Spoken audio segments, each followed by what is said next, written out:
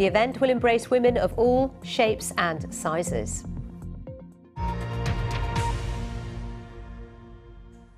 We'd like your views on that. There's Miss America have got a hashtag going called Bye Bye Bikini.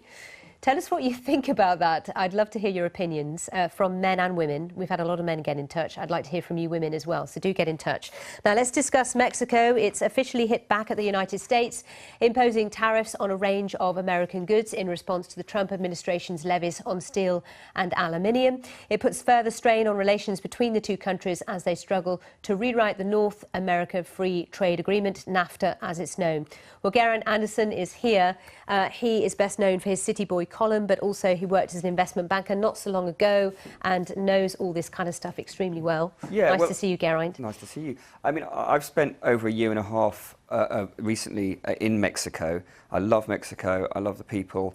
And every time they get demonised or attacked in some way by Trump, it really hurts me. I mean, they are hard-working, good people, and yet he called them rapists and I think murderers at one point. That was before he was elected. Just before he elected, yes. He still holds those views, I suspect. We don't know that. No, we don't know. He then's trying to build a wall, and now he's doing these tariffs. And the other thing about the Mexicans, though, is they don't like to be bullied like anyone. They don't like their big, powerful neighbour attacking them, and so they're striking back, and they're striking where it hurts as well. Just to say, though, that when it comes to this particular story, trade tariffs, he's not just directing this at Mexico. They're not being singled out. It's not about the fact that it's Mexico. No. This is a kind of war on the world that he's got going on, as it were.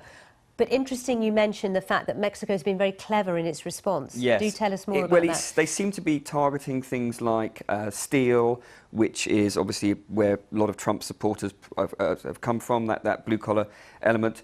And also it hits Republicans and quite high-profile Republican states. So Mike Pence in Indiana, there's a lot of steel there. I think with the pork, that's Iowa. Again, Rob Bloom is a well-known Republican. So what they've done is they haven't just attacked in a sort of uncoordinated way. They are attacking places where Trump supporters and places with high-profile Republicans. Just to say as well, the World Bank is warning that this potential trade war, because in some ways it's still a lot of rhetoric as opposed to rhetoric even, as opposed to real proper tariffs being slapped on. Still, there's a lot of concern about it. Absolutely. How concerned are you? What impact will it have on the global economy? The problem, Trump says he can win a trade war. Well, what actually happens is no one wins, because everyone starts tit-for-tat tariff increases.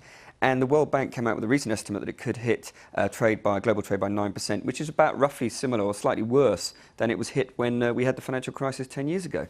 So, ironically, it will be the same people that will be hurt by this. The American people who voted for Trump, those blue-collar workers and so forth, as well as others, will be hurt. So no one wins. He's not going to win. It's yet more tomfoolery from Donald Trump.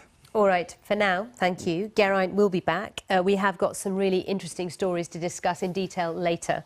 But in the meantime, let's talk about England, because they kick off their World Cup bid with relations between Russia and the West at their lowest for decades. The venue for